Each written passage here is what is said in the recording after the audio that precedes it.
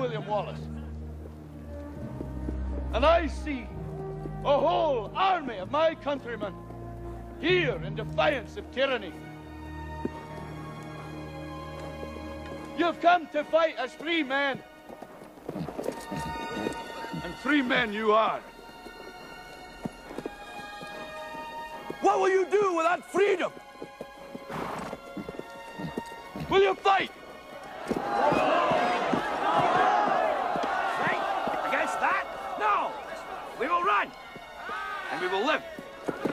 Aye. Fight and you may die. Run and you'll live. At least a while. And dying in your beds many years from now, would you be willing to trade all the days from this day to that for one chance, just one chance, to come back here and tell our enemies that they may take our lives, but they'll never take our freedom? How bad do things have to get before you do something? Do they have to take away all your property? Do they have to license every activity that you want to engage in? Do they have to be throwing you on cattle cars before you start to say, now wait a minute, I don't think this is a good idea? How long is it going to be before you finally resist and say, no, I will not comply? Period. That's a different answer for each person. Ask yourself now, because sooner or later you're going to come to that line, and when they cross it, where you can say, well, okay, cross this line. Okay, now cross that line. Okay, now cross this line. And pretty soon you're in a corner. Sooner or later you've got to draw a line and stand your ground, whether anybody else does or not. That is what liberty is all about. I speak to you as a fellow citizen of the United States of America, deeply concerned about the welfare of our beloved country. I am not here to tickle your ears, to entertain you. I will talk to you frankly and honestly. The message I bring is not a happy one, but it is the truth. And time is always on the side of truth.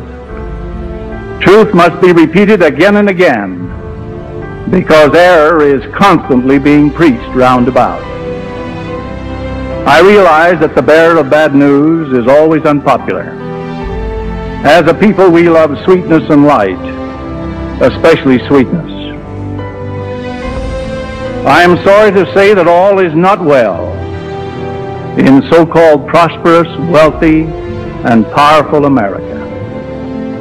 We have moved a long way and are now moving further and more rapidly down the soul-destroying road of socialism. The evidence is clear, shockingly clear, for all to see.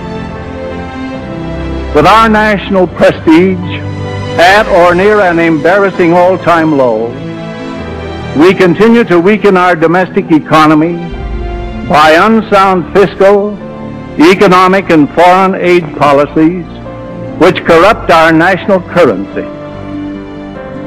With the crass, unconstitutional usurpation of power by the executive branch of the federal government, anti-spiritual decisions of the Supreme Court, all apparently approved by a weakly submissive rubber-stamped Congress, the days ahead are ominously frightening.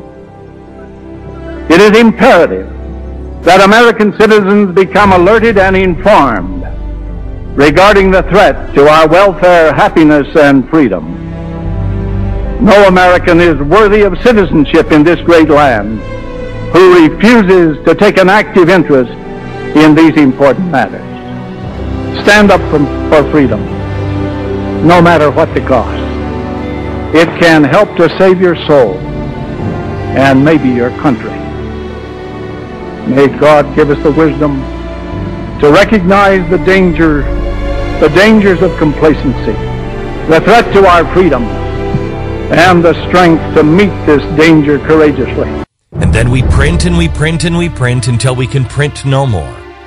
And we expand government until it is so large, so crippling, so all-encompassing, so controlling. As it grows, the discontent in the country continues to grow, and people have to be stopped. Well, for the good of everyone, we've got to take this right away, or we have to silence this person, or we have to cripple this company, or we have to put these executives in jail. And before you know it, you are left with nothing but a rotting government. You are left with nothing but a group of people in Washington who you don't trust now. And yet, they'd have all power. You give them the power of the banks, they control all of the finances. They control the way businesses grow. They control you from cradle to grave. And in the end, it collapses because that system doesn't work. And as it collapses, you either have a fascist dictator step into the control that gigantic government because your people are used to living under slavery, and we have completed the cycle that our founding fathers talked about. You have completed the cycle of starts at slavery, and then it is freedom and great enlightenment and prosperity, and then apathy and corruption and slavery. It does not have to end in slavery. But it's our choice. And it's our choice now. And while everybody else wants to talk about the stupid events of the day, while everybody else wants to talk about, did A-Rod take steroids? Who the hell cares? Well, everybody else just wants to talk about the Republicans and the Democrats. Could we please ask each other the question, who are we?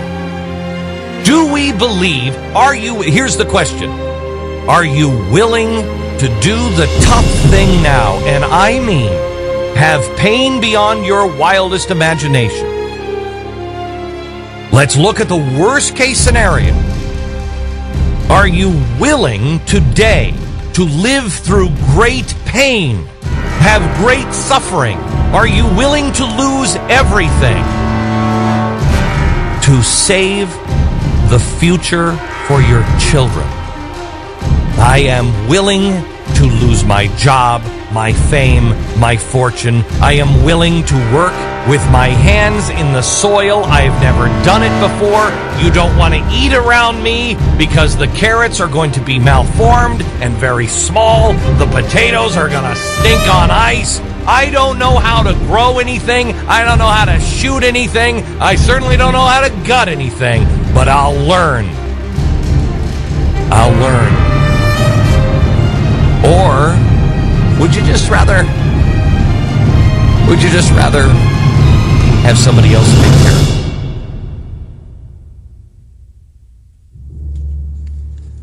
I want an answer.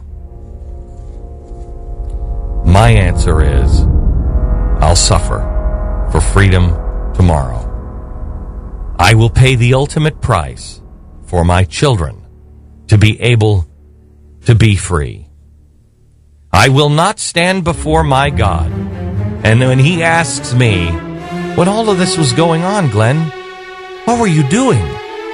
I put men in charge. In no time has there ever been more wise men, better men, more ethical men, more enlightened men than the founding fathers. I orchestrated the whole thing so they could get together and they could create this. And then they fought for it, they bled for it, they died for it. And then they passed it on to you, and you stood and did what?